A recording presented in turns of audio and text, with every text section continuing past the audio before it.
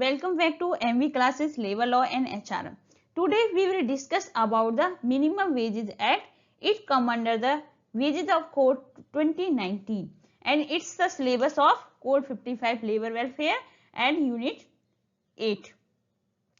आपको पता है अभी हमने कितना डिस्कस किया, हमने वेजेस के कंसेप्ट पढ़े, उसके बाद हमने थ्योरी पढ़ी, पेमेंट ऑफ वेजेस मेथड्स पढ़े। आज हम वेजेस एक्ट पढ़ेंगे और ये जो जितने भी वेजेस एक्ट हैं वो ऑलरेडी रिपील हो चुके हैं, मतलब वो अब डेड हो चुके हैं, कोई भी स्टैंड अलोन नहीं कर रहा है। मिनिमम वेजेज एक्ट आप किसके अंदर पढ़ेंगे? वेजेज ऑफ कोड 2019 के अंदर। तो आज की वीडियो हम क्या क्या देखेंगे, क्या क्या पुराना एक्ट था, क्योंकि हमारे सिलेबस में ऑलरेडी मेंशन है, जैसे हमने पुराने एक्ट पढ़े, देन अब क्या क्या न्यू चेंजेज आए according to 2019 wages of code के अकॉर्डिंग। तो चलिए स्टार्ट करते हैं।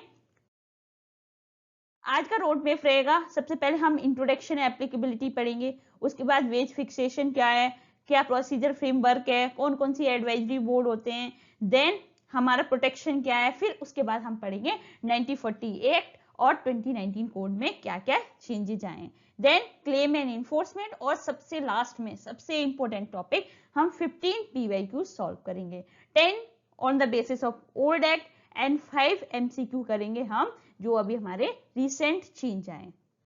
चलो स्टार्ट करते हैं। मिनिमम वेजेस एक्ट आया कहां से, ये ओरिजिनेटेड कहां से हुआ था? अगर इससे भी पहले की बात करें तो हमारा सबसे पहले इंटरनेशनल जो लेबर ऑर्गेनाइजेशन थी ILO 1919 में आई थी, उससे इसके लिए स्टार्टिंग हुई थी, क्योंकि हम लोग को क्या करना था, एक इंटरनेशनली अलाइनमेंट करना था वेजेस को, क्योंकि आपको पता है जब आपको इंटरनेशनली अलाइनमेंट करोगे तो आपको अपना वेजेस को अपलिफ्ट करना पड़ेगा। सबसे ओरिजिनली तो वहां से आया, देन उसके बाद हमारा रॉयल कमीशन लेबर आया, ठीक है, 1929 में। उसके बाद क्या हुआ, फिर इसका जो ओरिजिनेटेड जो डिस्कशन था वो कहां से हुआ, स्टैंडिंग लेबर कमिटी और इंडियन लेबर कॉन्फ्रेंस। आपको पता है ये हमारी ट्राइपाइट कमिटी है, जिन्होंने ILO से ही कॉपी करके हमने अपनी नेशनल लेवल पे कमिटी बनाई है, वहां पे ये डिस्कस हुआ। देन ये बिल जो इंट्रोड्यूस हुआ वो 1946 में हुआ और अब ये एक एक्ट बन गया। सबसे पहले एक इंपॉर्टेंट मैसेज और देना है मुझे सारे बच्चों को। अगर आपको लगता है कि हमारी मैम 40 मिनट्स 45 मिनट्स की वीडियो बनाती हैं,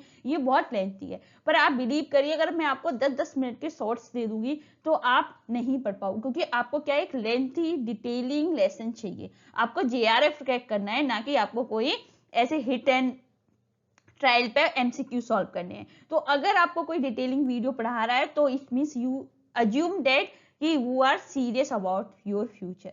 अगर पर आपको पढ़ना ही पड़ेगा, 44 मिनट्स की आपको पढ़ना ही पड़ेगा, क्योंकि आपको कंसेप्ट क्लियर होना बहुत जरूरी है। क्योंकि अगर मैं आपको सिर्फ एक्ट पढ़ा के छोड़ दूं, आपको MCQ नहीं कराऊं, तो आप अपने माइंड को रिलेट कैसे कराओगे कि मुझे क्या है। और हाँ, एक बुक का भी है, देखो बहुत अच्छी बात है, आप बुक को पढ़िए। लोगों का आता है कि मैम कौन सी बुक्स को पढ़ें, लेकिन रियलिटी ये है कि हमने बुक्स से लिया जो अपडेटेड में क्या चल रहा है, देन PYQ में क्या चल रहा है, तीनों चीजों को कंबाइन करके आपके सामने लेके आए। तो प्लीज अच्छे से सीरियस होके एक्ट को भी पढ़िए, आप सिर्फ थ्योरी फोकस मत रहिए। एक्ट आई नो बहुत बोरिंग होते हैं, लेकिन आपको इनको सीरियस वे पे पढ़ना पड़ेगा। देन आप पढ़ोगे तभी आप चांसेस है कि JRF को क्रैक कर पाए। मेहनत का कोई तोड़ नहीं है, तो आप इन्हें अच्छी तरीके से डिटेलिंग पढ़िए। ये पूरा एक इतना क्रिस्प मटेरियल आ रहा है आपके सामने, फिर भी उसमें 40 मिनट्स लग जाती हैं। अगर इससे भी शॉर्ट है का मतलब आप स्किप कर रहे हो टॉपिक को, ठीक है। तो अब हम कम टू द पॉइंट आते हैं। तो अब मैंने आपको बताया कि जो हमारी स्टैंडिंग लेबर कमेटी थी वहां पे ये डिस्कशन हुआ, देन ये हमारा एक्ट आ गया 15 मार्च 1948 में। इसका ऑब्जेक्टिव क्या था? इसका ऑब्जेक्टिव ये था कि हम ये क्या कर रहा है, प्रिवेंट कर रहा है exploitation of unorganised vulnerable labour in sweetened industry. मतलब जो स्वीटेड इंडस्ट्री क्या होती है आपको पता है, जो बहुत ज्यादा हाईली अनऑर्गेनाइज्ड सेक्टर होता है, यहाँ पे आपको वेजेस कोई डिसाइड नहीं होता, हाईली लेवल पे वल्नरेबल होती हैं एंड हाईली लेवल पे एक्सप्लॉयटेशन होता है, ये उस तरह की इंडस्ट्री को हम स्वीटेड इंडस्ट्री बोलते हैं। तो इनका ऑब्जेक्टिव था कि जो हमारी इन इंडस्ट्री में को प्रिवेंट करना, लोगों को एक्सप्लॉयटेशन से बचाना। तो हमने क्या कर दिया, मिनिमम वेजेस एक्ट ने एक स्टैट्यूटरी फिक्स वेज कर दिया कि आप इससे लो नहीं दे सकते, ये इसका ऑब्जेक्टिव था। लिमिटेशन क्या है इसकी, आपको पता है ये लॉ यूनिवर्सल नहीं है। इस लॉ कहाँ अप्लाई है, जो हमारी शेड्यूलिंग है उसमें पार्ट 1 और पार्ट 2 जो जो इस लिस्ट में होगा बस वहीं तक आप मिनिमम वेजेज अप्लाई कर सकते हो, अदर यूनिवर्सल लेवल पे नहीं है अभी भी minimum wages act. Then committee on fair wages, आपको पता है 1948 में कमिटी आई थी और उसने क्या किया, उन्होंने बोला कि जो हमारी वेजेस की कैटेगरी वो 3 टाइप्स की होती है। मैं ऑलरेडी डिस्कस में पढ़ाया आपको वेजेस कंसेप्ट में कि minimum wages, fair wages and living wages, ये इसका इंट्रोडक्शन है मिनिमम वेजेस है। Then come to the constitutional validity and landmark cases. क्यों पढ़ा रही हूँ, क्योंकि आपको पता है एग्जाम में क्वेश्चंस आते हैं कि क्या कॉन्स्टिट्यूशन चैलेंज है। आपको पता है employer argue that act valid, employer को ऐसा लगा कि जो हमारा आर्टिकल 19 एक्ट वो क्या कह रहा था, right to practice any profession, मतलब आप कहीं भी किसी भी प्रोफेशन में कोई भी बिजनेस कोई भी ऑक्यूपेशन स्टार्ट कर सकते हैं। तो एम्प्लॉयर का ये मानना था कि अगर आप मिनिमम वेजेस एक्ट लेके आ रहे हो तो कहीं ना कहीं हमारा एक्सप्लॉइटेशन है, मतलब अगर हमारी इतनी कैपेसिटी नहीं है हम उनको वेज देंगे, तो अगर उनको वेज दिया मिनिमम लेवल पर तो हमारी जो इंडस्ट्री है वो बैंकरप्ट हो गई या शट डाउन हो जाएगी, तो एक फोर्सफुली शट डाउन हो रहा है हमारा बिजनेस, ठीक है। तो कहीं ना कहीं हमारा ये एक्सप्लॉइटेशन हो रहा है अकॉर्डिंग टू आर्टिकल 19। ये कॉन्स्टिट्यूशन में था कि किसी को भी राइट है अपना बिजनेस करने का, ये कॉन्स्टिट्यूशन चैलेंज है। देन एक लैंडमार्क केसेस था Vijay cotton mills limited versus state of Ajmer. Supreme court ने बोला कि minimum wages fixation is reasonable restriction in the interest in general public. इनका ये था कि ये रीजनेबल, अगर आप रिस्ट्रिक्ट कर रहे हो किसी भी चीज को तो ये क्या होना चाहिए, रीजनेबल होना चाहिए कि यहाँ पे क्यों नहीं कर रहे हो और क्यों फॉलो कर रहे हो।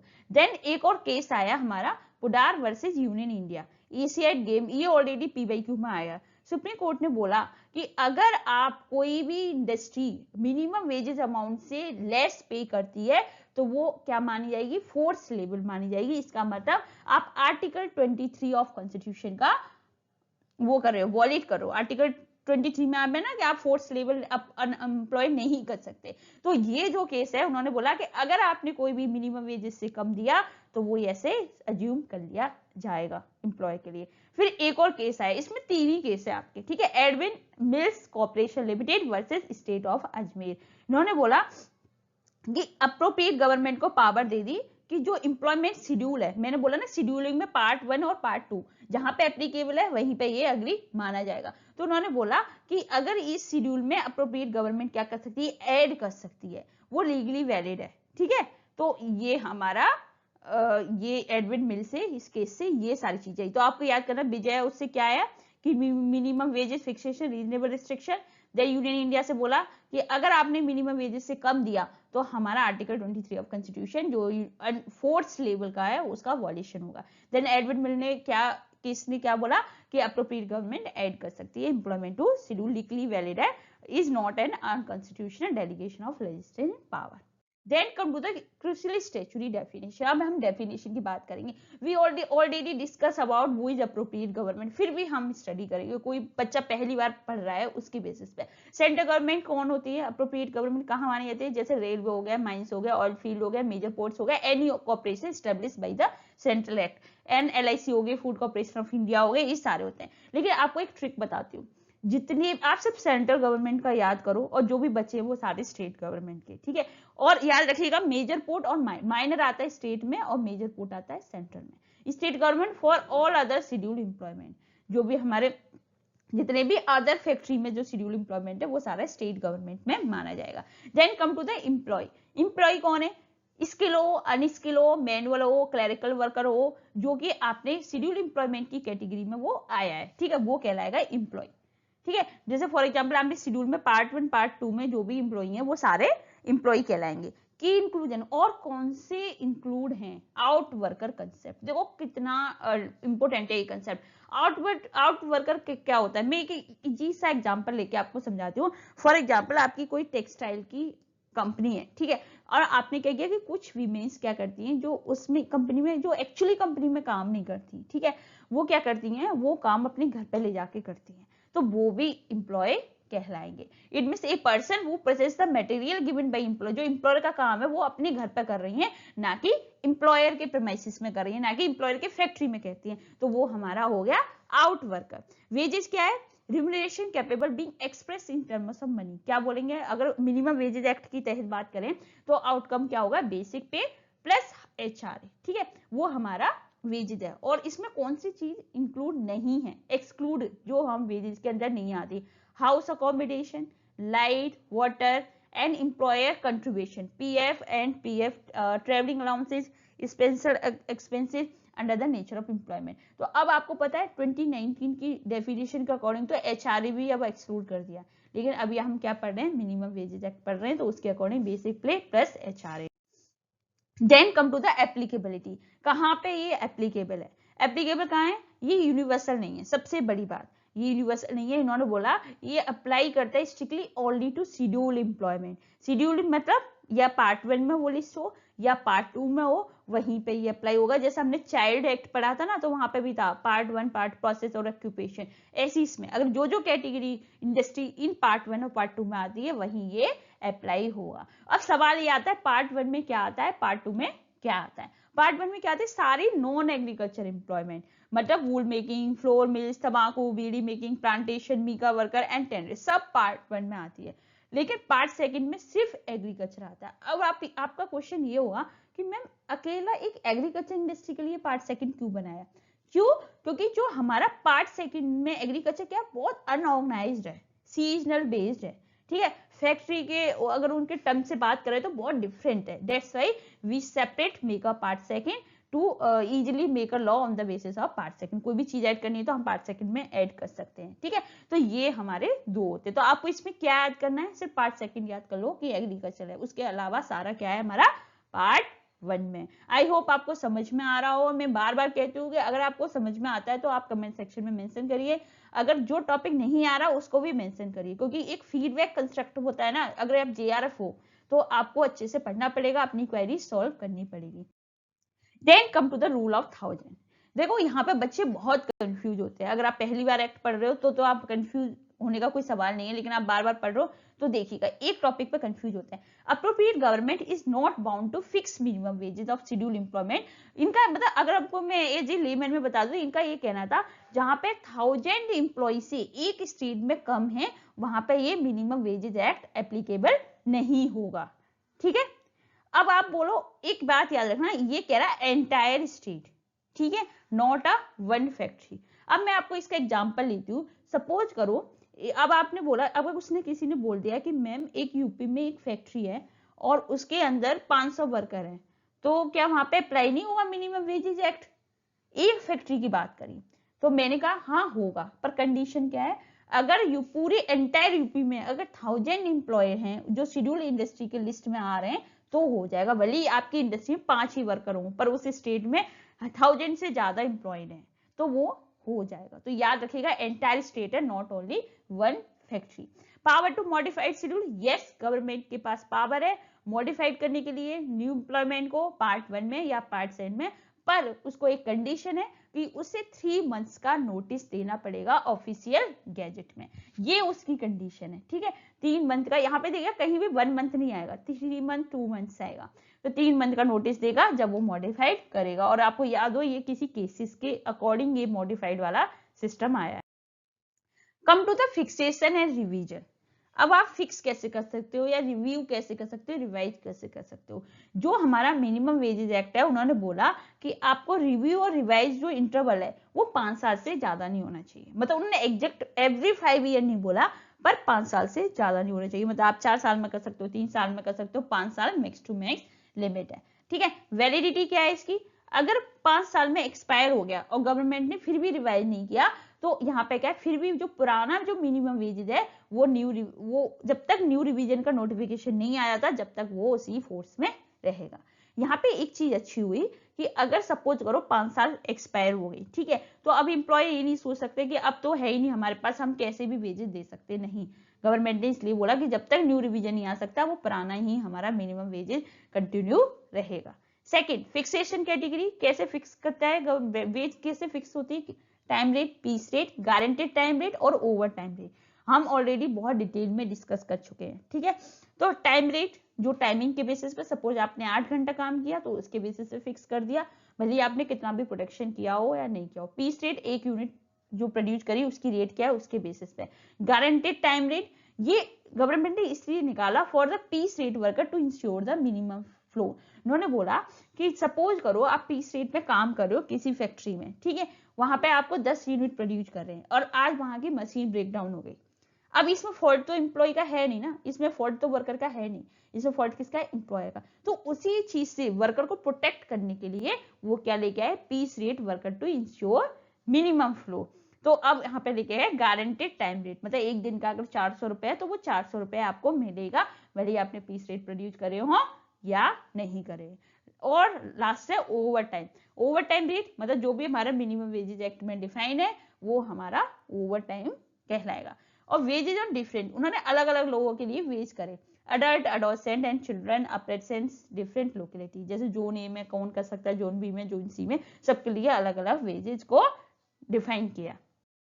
Then come to the VDA mechanics. VDA mechanics मतलब कैसे हम वेजेस को कैलकुलेट कर सकते हैं। तो वीडीए बड़ा, अब मैं ये नहीं कहूंगी कि वीडीए को आप डायरेक्ट कैलकुलेट हो, वेरिएबल, ये वेरिएबल हमारा अकाउंट वो होता है, डीएनएस अलाउंसेस होता है। ये क्यों दिया जाता है, सपोज करो वीडीए इसलिए दिया जाता है, जैसे आपका वेजेस तो फिक्स है, अगर कोई बहुत हायर बेंगलोर में वर्क कर रहा है, ठीक है, सपोज करो कोई बॉम्बे में काम कर रहा है, ठीक है, और कोई महाराष्ट्र के एक विलेज में काम कर रहा है, तो बॉम्बे में काम कर रहा है तो बेसिक रेट तो आपने उसका फिक्स कर दिया, ठीक है, पर वीडीए का है उसका वेरिएबल रखा, क्योंकि जो बॉम्बे में एक्चुअली में काम कर रहा है वहां पे कॉस्ट ऑफ लिविंग बहुत हाई है, तो वहां पे वेरिएबल डीए क्या देना पड़ेगा, आपको ज्यादा देना पड़ेगा। लेकिन जो महाराष्ट्र का एक छोटे से गांव में कर रहा है तो वहां पे आप वेरिएबल डीए जो है हमारा उसे आप कम देंगे, इसलिए ये हमारा कंसेप्ट आया। तो बेसिक रेट प्लस वीडीए जो कि हमारा कॉस्ट लिविंग अलाउंसेस है, जहां रह रहे हो वहां की कॉस्टिंग क्या है, कितना प्रोडक्ट गुड्स आप अफोर्ड कर, ये क्यों करते हैं, ये जो हमारी रियल वेजेस है ना उसको प्रोटेक्ट करने के लिए कर सकते हैं।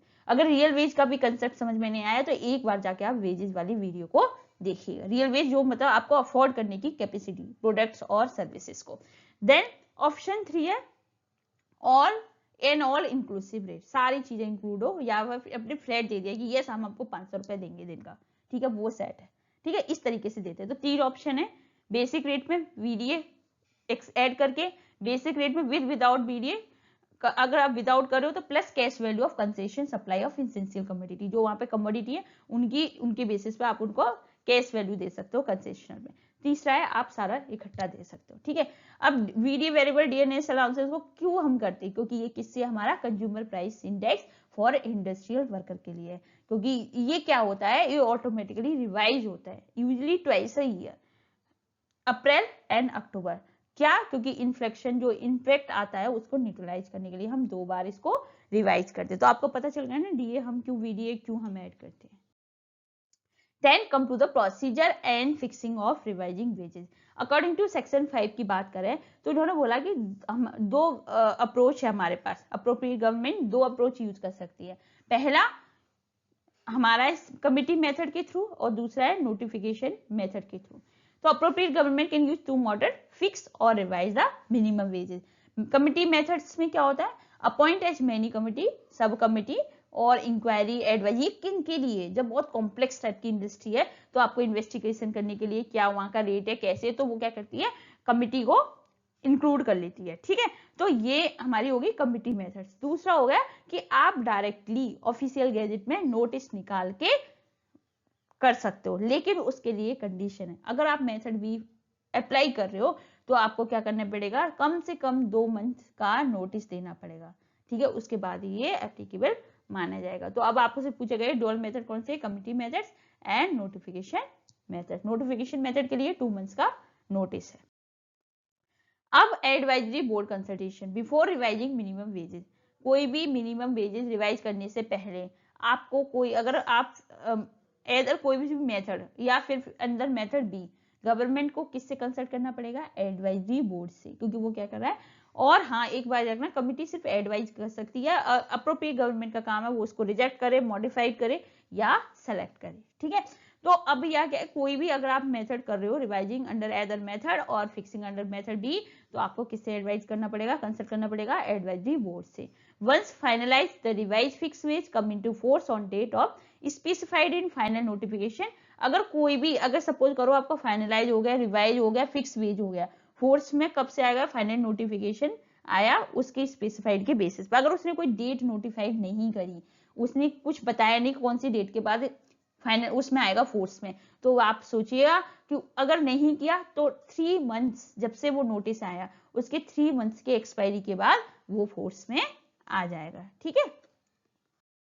Then come to the advisory board and their composition. अब हम पढ़ते हैं कि कितने एडवाइजरी बोर्ड होते हैं। आपको पता है state advisory board and central advisory board होते हैं। According to section 7 state advisory board कौन अपॉइंट करता है? Appropriate government coordinate to work section 5 committee and advising fix revising wages. ये क्या करती है? अप्रोप्रिएट गवर्नमेंट करेगी, जैसे कि जो हमने अभी सेक्शन 5 में पढ़ी ना कि कमिटी बनाते हैं हम वेजेस को बनाने के लिए, तो कमिटी से या फिर फिक्स या रिवाइज वेज करना है उनसे एडवाइस लेती है स्टेट एडवाइजरी बोर्ड से। ठीक है। सेंट्रल एडवाइजरी बोर्ड क्या है? अपॉइंटेड कौन करता है? Central government. ये एडवाइस करती है दोनों को, central as well as state government, और ये कोऑर्डिनेट करती है स्टेट एडवाइजरी बोर्ड से। इनका कंपोजिशन मतलब इनका किस तरीके से कितने कितने मेंबर होते हैं। देखो अप्लाई, ये पहली बात तो स्ट्रिक्ट कंपल्सन रूल है, apply to committee, sub committee and advisory board. Employer employee must be represented in exactly equal number. ठीक है, इन्होंने बोला कि एम्प्लॉयर और एम्प्लॉय दोनों इक्वल नंबर में होने चाहिए, और जो इंडिपेंडेंट पर्सन है वो सारी कमिटी हो या सब कमिटी हो या एडवाइजरी बोर्ड है, सबके लिए यही कंपोजिशन रूल है। तो पहले तो इक्वल होने चाहिए, अगर 5-5 है तो 10, ठीक है, 10 है तो 5-5। And independent person must not exceed 1/3 of total number of member. Suppose करो आपके 15 मेंबर हैं, तो कम से कम उसमें 1/3 होना चाहिए, मतलब आपके 5 मेंबर इंडिपेंडेंट पर्सन होने चाहिए। और जो चेयरमैन होगा वो must be appointed one of the independent person. जो भी इंडिपेंडेंट पर्सन हमने 5 करे उसमें से एक उसमें चेयरमैन होगा। लेकिन अभी हम कोड ऑफ वेजेस की बात करेंगे, तो अब उसमें चेंजेस आया है। 1/3 अब क्या बोला उसमें? विमेन होनी चाहिए कमिटी में। ठीक है, अभी हम बाद में पढ़ेंगे इसके बारे में। Then wages in kind and piece rate rule. General rule आएगा, minimum wages payable under this act must strictly paid in cash. क्यों आया? क्योंकि पता है आपको, पहले हमारा ट्रक सिस्टम चलता था।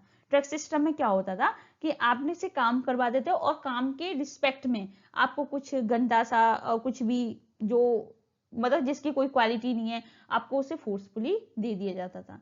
तो ये क्या था? तो इसलिए इन्होंने मिनिमम वेजेस एक्ट में कहा कि आपको कैश देना पड़ेगा। लेकिन एक्सेप्शन है वेज इन काइंड में। उन्होंने बोला जहां custom to pay wages wholly और partly in kind the appropriate may authorise such payment. उन्होंने बोला कि अगर ऐसा कुछ है, वेजेस अगर आपको काइंड में देना है, काइंड का मतलब उसके रिस्पेक्ट में कुछ और चीज देनी है, तो अप्रोप्रिएट गवर्नमेंट से अथॉरिटी लेनी पड़ेगी ऐसे पेमेंट के लिए। ये हम कहाँ देते हैं? जैसे एग्रीकल्चर है पार्ट 2 में, तो वहां पे भी ये एक्सेप्शन हो सकता है, अदरवाइज सारी फैक्ट्री में हमारा केस है। Concession supply, government can authorise the provision of essential commodity at the concession rate cash value of this concession factory in the wages. तो इन्होंने बोला कि यस, गवर्नमेंट अथॉराइज करेगी कि जो इसेंशियल कमोडिटी है, किसी के लिए जो जीने के लिए जो चीज है, वो एक कंसेशन जो मिनिमम रेटेड पे प्रोवाइड करेगी, और उसकी जो कैश वैल्यू होगी वो फैक्टर इनटू द वेजेस के बेसिस पे कैलकुलेट करी जाएगी। और इन्होंने पीस रेट प्रोटेक्शन को भी प्रोटेक्ट किया। कैसे किया? If an employ engage in piece work, मैंने आपको बताया कि अगर एम्प्लॉय कोई इंगेज कर रहा है पीस रेट में, पर गवर्नमेंट ने सिर्फ मिनिमम टाइम रेट को किया है, पीस रेट का नहीं किया, नो मिनिमम पीस रेट नहीं बताया, सिर्फ टाइम रेट को बताया, तो एम्प्लॉयर को क्या करना पड़ेगा? एटलीस्ट मिनिमम टाइम रेट पे करना पड़ेगा। ठीक है। Then come to the working hours, overtime and the short day rule. Working hours, normal working day according to section 30 की बात करेंगे, तो appropriate government fix the number of hour for a normal working day. Fix कर रखा है कि एक दिन का आपका रेस्ट मिलेगा हर 7 दिन में। ओवर टाइम वेजेस, उन्होंने बोला अगर आप नॉर्मल आवर्स से काम करते हो, ज्यादा काम करते हो, तो उन्होंने एक ओवर टाइम रेट फिक्स, देखो इसमें डबल नहीं लिखा, उन्होंने बोला एक ओटी रेट फिक्स करेंगे इस एक्ट के अंदर, जो कि जो भी हायर होगा अंडर एनी अदर लॉ, कोई अदर लॉ आ गया उसमें जो हायर होगा वो वर्कर को मिलेगा। द शॉर्ट डे रूल एक नया कंसेप्ट है। If worker is employed for a day but work less than normal hours, suppose करो कि अगर कोई वर्कर काम कर रहा है दिन में लेकिन नॉर्मल आवर्स तक काम नहीं कर रहा, they are still entitle of full day wages. Exception है, ठीक है, उन्हें फुल डे वेजेस मिलेगा, लेकिन आप मान के चलो कि full wages failure to work due to the unwillingness, मतलब अगर वो अपनी मर्जी से ही फुल डे काम नहीं कर रहा है, अगर मशीन की वजह से वो आया लेकिन उसने काम नहीं किया, तब भी उसे फुल डे वेजेस मिलेगा। ठीक है, कोई मशीन ब्रेक डाउन हो गई। एक्सेप्शन कहाँ है कि जहां उसने अपनी मर्जी, उसका मन नहीं है, वो टाइमली नहीं आया, उसे डिले आया, उसने जानबूझ के काम नहीं किया, वो वहां पे चला गया, जानबूझ के छोड़ अपना पूरा कंप्लीट आवर नहीं करा, तो वहां पर उसे फुल वेज नहीं मिलेगा। अनविलिंगनेस मतलब खुद की मर्जी नहीं कर रही काम करने की, तो उसे नहीं मिलेगा। Disabled employ, the government can direct the provision of act shall not apply to disabled employ. उन्होंने बोला कि इन्होंने कहा ये जो प्रोविजन एक्ट है वो हमारा अप्लाई नहीं होता डिसेबल्ड एम्प्लॉय को, क्योंकि to encourage the employment without the rigid burden of standard minimum wages of employ, क्योंकि कहीं ना कहीं वो क्या करें, एक तरह का बर्डन क्रिएट हो जाएगा हमारे एम्प्लॉयर पे, इसलिए उन्होंने इनको अप्लाई नहीं किया। ठीक है, तो ये चीज आप then come to the enforcement, register, claim and penalty. अगर हम सेक्शन 18 की बात करें तो एम्प्लॉयर को क्या करना है, मेंटेन करके रखना है रजिस्टर ऑफ वेजेस, जो कि मस्टर रोल पे असाइन होने चाहिए और वेज स्लिप सबको इशू कर देनी चाहिए, जैसे कि कोई भी मतलब कहते हैं ना, कोई भी डिस्पेरेंसी नहीं होनी चाहिए, कोई भी ट्रांसपेरेंसी होनी चाहिए। Notice containing minimum rate, abstract of the act, inspector detail must be displayed on main interest in English and language understood by majority of worker. उन्होंने ये बोला कि सारी चीज जो मिनिमम रेट क्या चल रही है, क्या एक्ट है हमारा, और इंस्पेक्टर डिटेल क्या है, और सारी चीजें हमारा एंट्रेंस जो गेट होता है वहां पे वो होना चाहिए, वो इंग्लिश में हो या फिर वर्कर को समझ में आए ज्यादा से ज्यादा लैंग्वेज में। ठीक है, तो उस लैंग्वेज में होना चाहिए। अगर इफ आपने अगर मिनिमम वेजेस से कम दिया अकॉर्डिंग टू सेक्शन 20 क्लेम, तो आपको 6 मंथ के अंदर आप क्लेम कर सकते हो। ठीक है, अथॉरिटी, क्लेम कौन सुनेगा आपको, किससे आप कंप्लेन करोगे, claim are heard by the commissioner of workmen compensation, central state labour commissioner, civil court जज और स्टिपेंडरी मजिस्ट्रेट। तो यहाँ पे आपकी क्लेम सुनी जाएगी। Compensation, authority can order payment of deficient amount plus compensation up to 10 time of amount such a deficiency. Suppose करो आपने जितना कम अमाउंट दिया है वो आपको देना पड़ेगा, और जितना कम उसका 10 गुना और अमाउंट आपको ऐड करके देना पड़ेगा, जितना कम था उसका 10 गुना। और पेनल्टी क्या है, अगर कोई मिनिमम वेजेस का वॉलेट उसका वो करता है, कम देता है, तो उसको 6 महीने की सजा और 500 रुपए का फाइन होगा, जो कि बहुत मिनिमम है। ठीक है, अकॉर्डिंग टू मी। ये सारी चीजों को तो बदलाव करने के लिए हमारा कोड ऑफ वेजेस 2019 आया। ठीक है, अब enforcement and legal procedure, inspector और उसकी पावर। आपको पता है हम इंस्पेक्टर पढ़ते हैं, जो कि आपको बहुत इजी हो जाएगा जब कोड ऑफ वेजेस पढ़ेंगे। Appointed by the appropriate government, inspector कौन अपॉइंट करता है, अप्रोप्रिएट गवर्नमेंट करती है।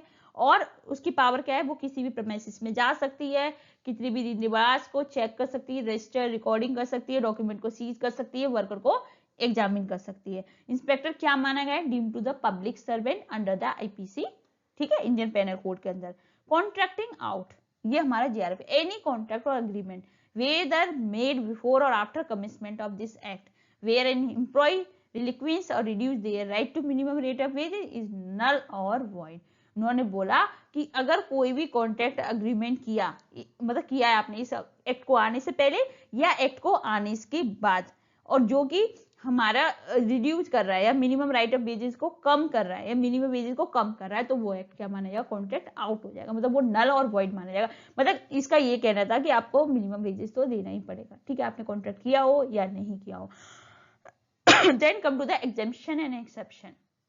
Appropriate government has a power to direct the provision act shall not apply certain scheduled employment specific class of employee। तो इन्होंने ये बोला कि ये एक्ट कहाँ पे अप्लाई नहीं होता, डिसेबल वर्कर पे नहीं होता, किसी स्पेसिफाइड पीरियड और सब्जेक्ट टू कंडीशन। तो उन्होंने एक एक्सेप्शन दिया कि डिसेबल वर्कर के लिए अप्लाई नहीं होता।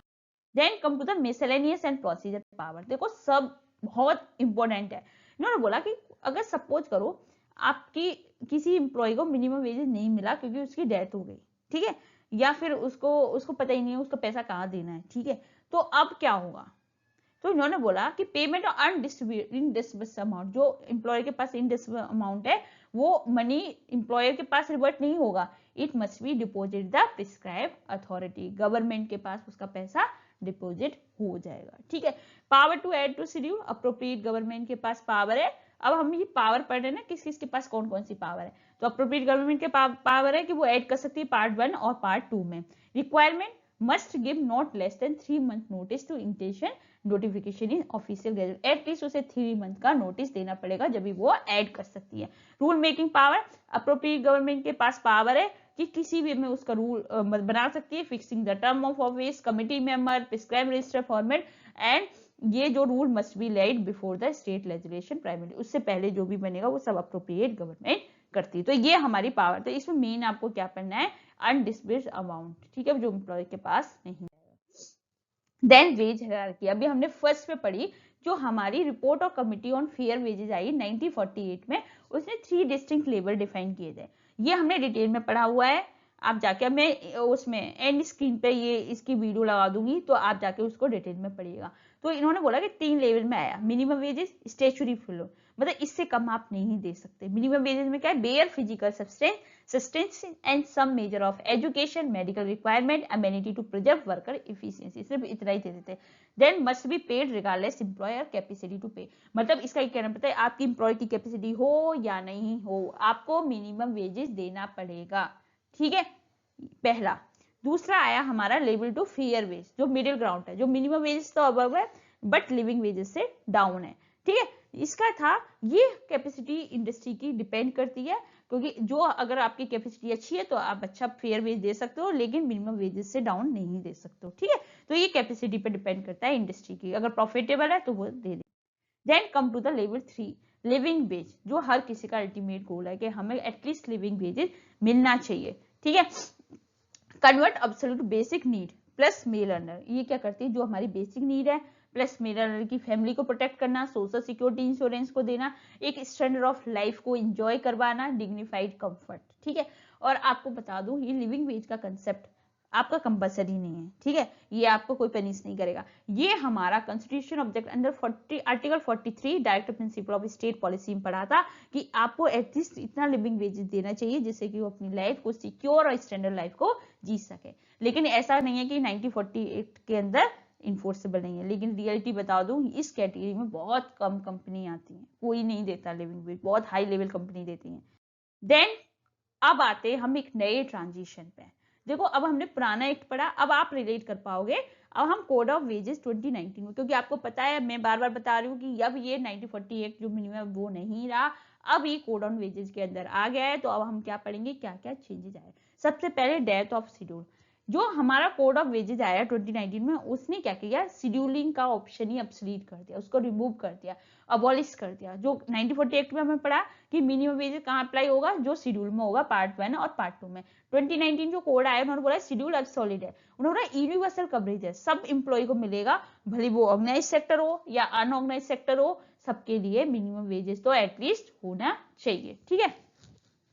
देन नेशनल फ्लोर वेज, उन्होंने क्या बोला, स्टेट ने एक रेट्स ऑफ बॉटम बनाई कीपिंग वेजेस लो। उन्होंने बोला 1948 एक्ट में क्या बोला कि स्टेट ने एक रेस ऑफ टू बॉटम बनाई, attract industry by keeping wages low. उन्होंने बोला इतना मिनिमम वेजेस आप रख सकते हो, ठीक है। 2019 कोड जो आया उसने सेंट्रल गवर्नमेंट ने लीगली डिक्टेट कर दिया फ्लोर वेज, मतलब वहां पे क्या स्टेट अपने अपने रेट के अकॉर्डिंग सबको, जैसे बिहार का अलग है, महाराष्ट्र का अलग है, यूपी का अलग है, सबको एक बता दिया कि यस आपका इतना कम से कम आप इतना वेजेस रख सकते हो। लेकिन 2019 में सेंट्रल गवर्नमेंट ने बोल दिया कि ये फ्लोर वेज है, इससे कम कोई भी इंडस्ट्री नहीं रख सकती है। तो ट्रैप डोर रूल क्या है, if a state adjusted minimum wages higher then new floor wage तो state can not reduce wage match the floor. उन्होंने बोला अगर स्टेट का मिनिमम वेजेस हायर है, जो नए फ्लोर वेज आया, तो उसे कम नहीं करना, लेकिन अगर कम है तो उसे उसके साथ मैचिंग करना पड़ेगा, ये कंसेप्ट आया। देन 50% वेज डेफिनेशन रूल आया। आपको पता है अभी हमने पढ़ा था, किस में पढ़ा था, अभी हमने पेमेंट ऑफ वेजेस मेथड्स में पढ़ा था, वेज डेफिनेशन में पढ़ा है। तो उन्होंने बोला कि 1940 एक्ट था, वो क्या कर रहा था, एक डेफिनेशन थी, उसकी वेग डेफिनेशन थी। वो क्या करता है, इससे क्या होता है, एम्प्लॉय क्या करते थे, एक्सप्लॉइट कर रहे थे बाई श्रिंकिंग बेसिक पे, मतलब उसको क्या कर रहे थे, बेसिक पे को कम रख रहे थे, ठीक है। और जिससे कि क्या हो सकता है कि वो जो अलाउंसेस थे वो कहाँ से सेव कर लेते, पीएफ एंड ग्रेचुटी से। जैसे फॉर एग्जांपल आपको बताऊं कि किसी का 20,000 है, ठीक है, 20,000 में वो लोग क्या करते थे, सिर्फ 5,000 ही रखते थे बेसिक पे, क्योंकि 5,000 पे क्या पीएफ और ग्रेचुटी कैलकुलेट होता था, तो एम्प्लॉयर को कम कंट्रीब्यूट करना पड़ता था। ये जो कंसेप्ट था वो उस टाइम था, लेकिन 2019 कोड ने इसको भी चेक कर दिया। उन्होंने बोला कि स्पेसिफाइड एक्सक्लूजन, पहली बार तो जो एचआरए था उसको भी एक्सक्लूड कर दिया। अब उन्होंने बोला कि जो हमारी एक्सक्लूडेड है, एचआरए हो गया, कन्वेंस हो गया, लाइट हो गया, उनका 50% से टोटल रिम्यूनरेशन से ज्यादा नहीं जाना चाहिए। फॉर एग्जाम्पल अगर आपकी 20,000 सैलरी है तो आपका 10,000 से ज्यादा एक्सक्लूडिव अलाउंसेस नहीं होना चाहिए। अगर आपका 15,000 है और 5,000 बेसिक पे है, तो जो 5,000 है वो हमारा अब इधर वेज में ऐड हो जाएगा, तो आपका बन जाएगा 10,000 वेजेज। मतलब उनका कहने का मतलब है अगर आप 20,000 का वेजेज है तो आपको 10,000 बेसिक वेजेज होना ही चाहिए, 50% तो होना चाहिए। अगर उससे कम है तो आपको द्वारा से वो ऐड करना पड़ेगा, ये कहना चाह रहा है। आई होप आपको 50% रूल का समझ में आ गया कि 50% से ज्यादा नहीं जाना चाहिए। पहले लोग क्या करते थे कि अगर आपका 30,000 है तो 10,000 रख दिया, अब नहीं है, आपको सिर्फ 50% ही दिया है। जैसे आपको पता है एक्सक्लूसिव अलाउंसेस जो अदर है, जो खर्चे है, वो क्या करती है सरकार, जो कंपनियां क्या करती है बेसिक कम रखती हैं और सारा अलाउंसेस में ऐड करती थी, जिससे कि उनको पे-एफ करना। तो उन्होंने एक रूल बना दिया कि आप 50% से ज्यादा अलाउंसेस नहीं होने चाहिए। ठीक है, आई होप आपको समझ में आ गया हो। एडवाइजरी बोर्ड ओवरऑल 1948 एक्ट में मैंडेट कर रखा था इक्वल एम्प्लॉय। अभी हमने सारे पढ़ी, सारी सब कमेटी हो, स्टेट हो, सेंट्रल हो, सब में इक्वल था। लेकिन और उसने बोला कि 1/3 इंडिपेंडेंट पर्सन होना चाहिए। उन्होंने बोला अगर आपकी कमेटी में हमारे अगर बोलो कि अगर 15 लोग हैं तो 1/3 मतलब 5 इंडिपेंडेंट पर्सन आ जाएंगे। लेकिन नया चेंज आया, इन्होंने इस स्ट्रक्चर को रिटेन किया और एक स्ट्रिक्टली मैंडेट किया। उन्होंने बोला 1/3 of total member must be women. वहां वुमेन का कोई रोल नहीं था, क्योंकि आपको पता 1940 में बना है, वहां पे कहाँ वुमेन का इतना था। तो उन्होंने बोला कि 1/3 of total member must be women. भाई सेंट्रल हो, स्टेट हो, सब में 1/3 होनी चाहिए। एक नया ऐड आया।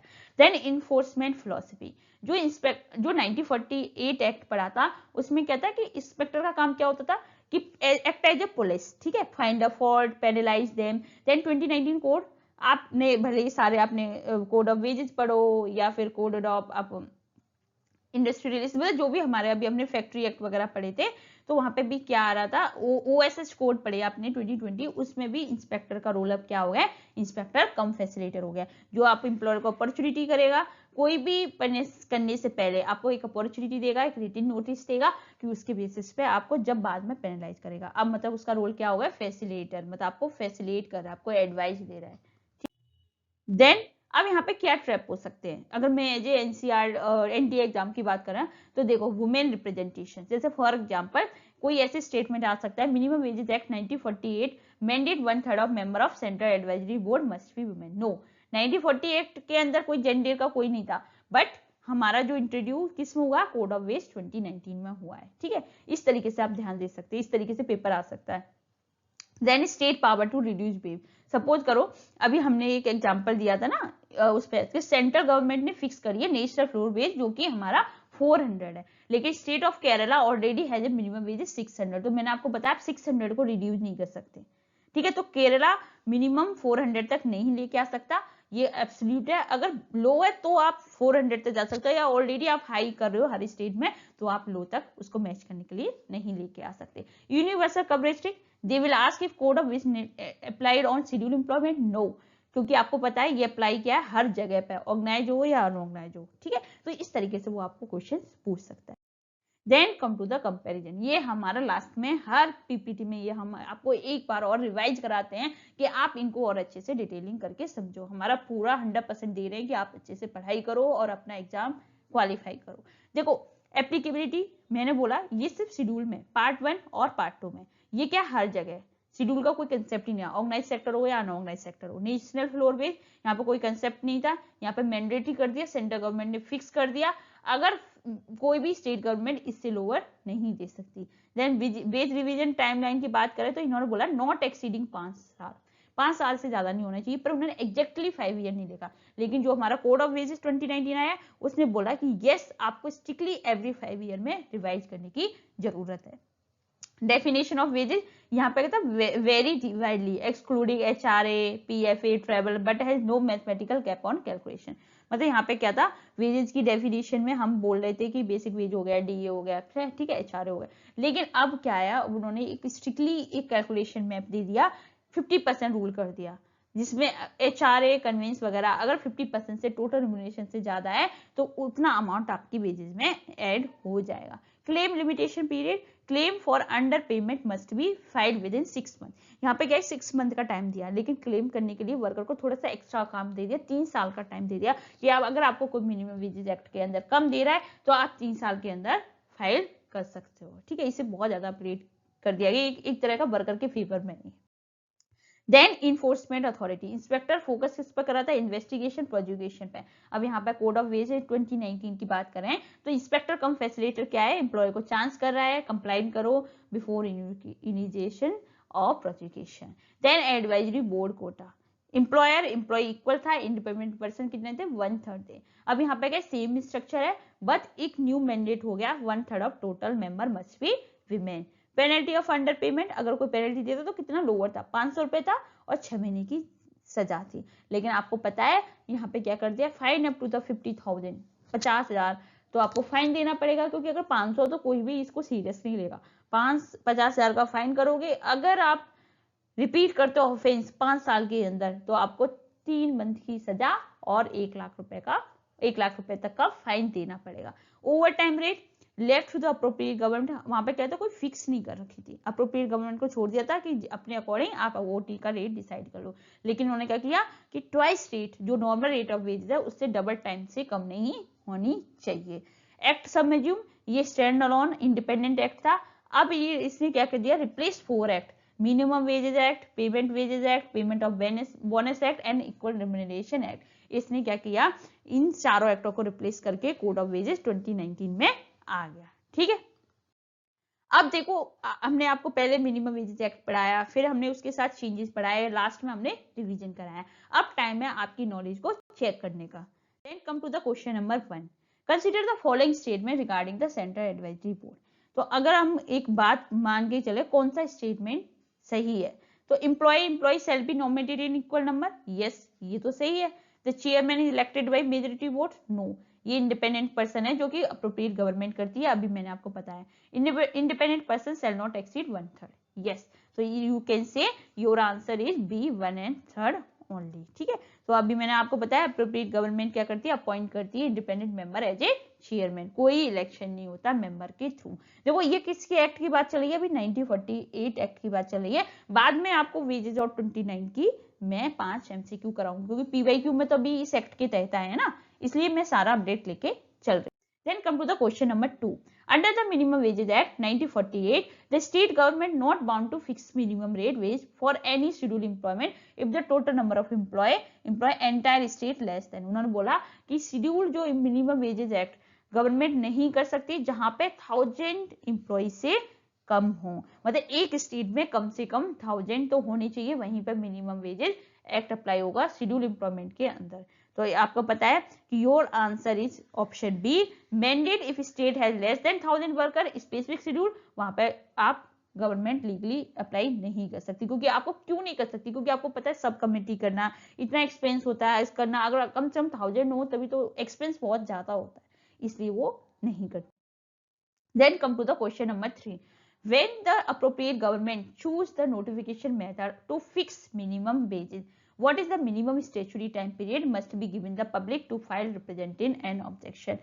उन्होंने बोला कि कोई भी अप्रोप्रिएट गवर्नमेंट है तो अगर वो हमारा नोटिफिकेशन मेथड मतलब उसे फिक्स करना है मिनिमम वेजेस, ठीक है, तो अगर मैंने आपको बताया 2 मेथड्स होते हैं, एक तो आप कमेटी के थ्रू कर सकते हो या गवर्नमेंट आपका नोटिफिकेशन ऑफिशियल गैजेट में निकाल सकती है। तो अब किसके अगर आपको कोई ऑब्जेक्शन है तो कितने दिन का टाइम मिलेगा, तो आपको पता है 2 मंथ्स का टाइम मिलेगा। तो मैंने आपको बताया कि 2 मंथ्स का मिलेगा, और 3 मंथ्स का अगर आपको याद रखना है तो 3 मंथ्स में कब है, जब किसी अप्रोप्रिएट गवर्नमेंट ऐड करती है शेड्यूलिंग, तो आप कंफ्यूज मत होना 2 मंथ्स और 3 months. Then come to the question number 4, an agreement where the employee willingly accept a wage lower than the statutory minimum is legally void. ठीक है, act assume unequal bargaining power provide contract out.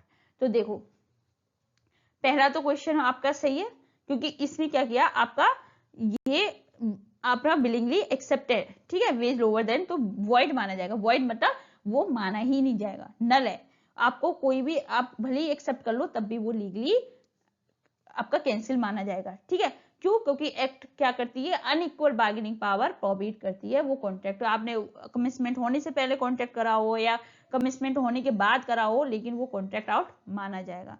तो आपको पता है section 25 के अंदर हमने बताया कि right to minimum wage instantly void regardless of mutual, आपने म्यूचुअल एग्रीमेंट किया हो या नहीं किया हो, लेकिन आप मिनिमम वेजेस एक्ट से कम नहीं दे सकते। Then question number 5, in which landmark judgement did the supreme court rule paying less than minimum wages amount the force level under the article 23। अभी मैंने आपको बताया था ये कौन सा जजमेंट था, पुडर एंड यूनियन ऑफ इंडिया। इन्होंने बोला कि अगर आपने मिनिमम वेजेस से कम में अगर लिया है तो वो कहीं ना कहीं फोर्स लेवल माना जाएगा, जो कि आर्टिकल 23 का हमारा वॉल्यूशन है। तो PUDR Asiad game link the under employment article 23, और मैंने आपको बताया Vijay cotton validate the act under the article 9। ठीक है, question number 6, which of following is strictly excluded from definition wages under the 1948 act, कौन सी चीज हमारी एक्सक्लूडेड है? तो आपको पता है ट्रेवलिंग अलाउंस है, देखो एचआरए तो वेजेस के अंदर था, travelling allowances, pension fund contribution and gratuity, 2, 3, 4 option number B. तो ये क्या है, एचआरए तो इंक्लूडेड है कोर डेफिनेशन में और travelling allowances, pension and gratuity हमारे अभी एक्सक्लूड है। Come to the question number 7. An application for a claim arising out of payment less than minimum rate of wages under 1948 must be presented when। उन्होंने बोला कि अगर आपको किसी ने मिनिमम वेजेस एक्ट के तहत अगर कम पेमेंट दिया है तो आप कितने टाइमिंग पीरियड के अंदर क्लेम कर सकते हो? तो आपको पता है मिनिमम वेजेस एक्ट है जो 6 मंथ के अंदर आप कर सकते हो, ठीक है, देन 6 मंथ के अंदर कर सकते हो, okay. Then come to the question number 8.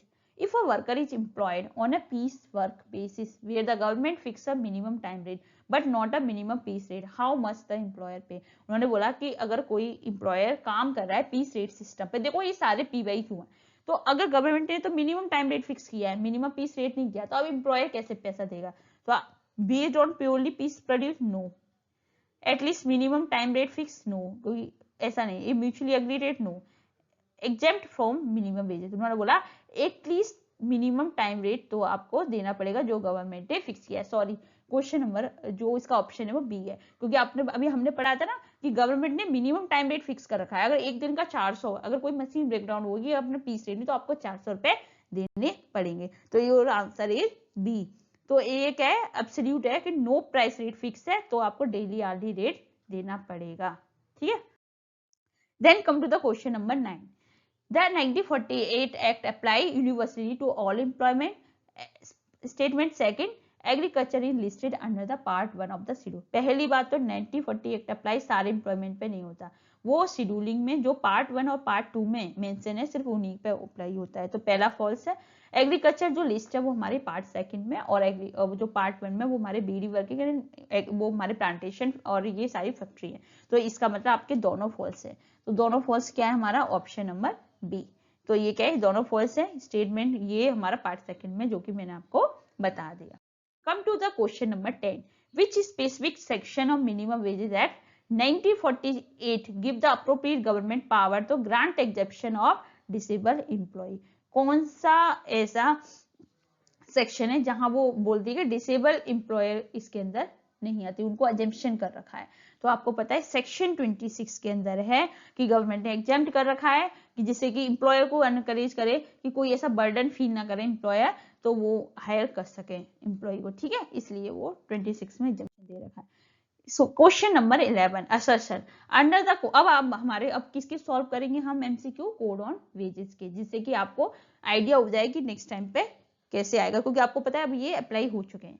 Code on wages 29, ये state government fix a minimum wages lower less than national floor wages if the state economy is distress, the central government fix the national floor wage. देखो reason तो सही है कि central government fix करती है, ठीक है, नेशनल फ्लोर वेजेस का, लेकिन स्टेट गवर्नमेंट लोअर नहीं कर सकती फ्लोर बेस से, भले उसकी इकोनॉमी डिस्ट्रेस हो या नहीं। तो you can say A first and R is true, your answer is D, because आप प्रोबेबिलिटी कोई भी स्टेट फिक्स मिनिमम वेजेस से सेंट्रल फ्लोर ने जो फिक्स किया उससे नीचे नहीं जा सकती। Then come to the question number 12. To stop employer from manipulating basic pay, 2019 code state the specify exclusion like HRA convenes cannot exceed what percentage of total remuneration before the excess is deemed as a wages। मैंने आपको बताया 50% है, 50% से ज्यादा आपका expenses नहीं होना चाहिए, अगर उससे ज्यादा है तो वो दोबारा से वेजेस में ऐड हो जाएगा। इसका एग्जांपल दिया था, अगर आपका 20,000 है तो आपका बेसिक वेजेस 10,000 रहेगा, अगर आपने 5,000 दिया है और एक्सपेंस जो एक्सक्लूड लिस्ट के वो 15,000 है तो वो 5,000 वहां से कट के वेजेस में ऐड हो जाएगा, तो अब आपका वेजेस बन जाएगा 10,000, ओके। तो ये हमारा answer. Then come to the question number 13, sorry. The 1948 Act allowed only 6 months to file a claim for underemployment. मैंने आपको बताया अंडर पेमेंट, सॉरी, आपको अगर मिनिमम वेजेस से कम मिल रहा है तो आपको 6 महीने का टाइम मिल रहा है। न्यूली जो लॉ आया उसने 3 साल का टाइम दिया कि यस आप 3 साल के अंदर क्लेम कर सकते हो, ठीक है, तो आपको पता है 3 साल के अंदर फाइल को क्लेम कर सकते हो। Then come to the question number 14. The 1948 Act had no gender quota for advisory board. Yes, correct है, but both but what specific mandate was introduce for central advisory board under the 2019 code. अब नया क्या आया, मैंने आपको बताया 1/3 of member must be women होना चाहिए, जो कि पहले नहीं था किसी भी चीज को लेकर। Then come to the question number 50। The 2019 code replaced the traditional inspector with the new authority whose role is to advise employer, give them a chance to comply before prosecution. What is called? आपको पता है पहले inspector होता था, वो आपकी सारी चीजें देखता था, लेकिन अब क्या है, अब आ गया इंस्पेक्टर कम फैसिलिटेटर। अब आपको पहले वो चांस देगा कि आप अपनी जो भी आप गलत काम करो उसको करेक्ट करो, देन आपको बाद में अगर फिर भी आप बार बार करते हो तो वो आपको पेनलाइज कर देगा। Then your answer is inspector cum facilitator, answer number C. Thank you so much, keep watching keep sharing. आज हमारा मिनिमम वेजेज एक्ट कंप्लीट हुआ और मुझे कमेंट में बताइएगा आपने 15 BYQ में से कितने आंसर आपके करेक्ट आए, अगर आप सीरियस लर्नर हो तो। Thank you so much.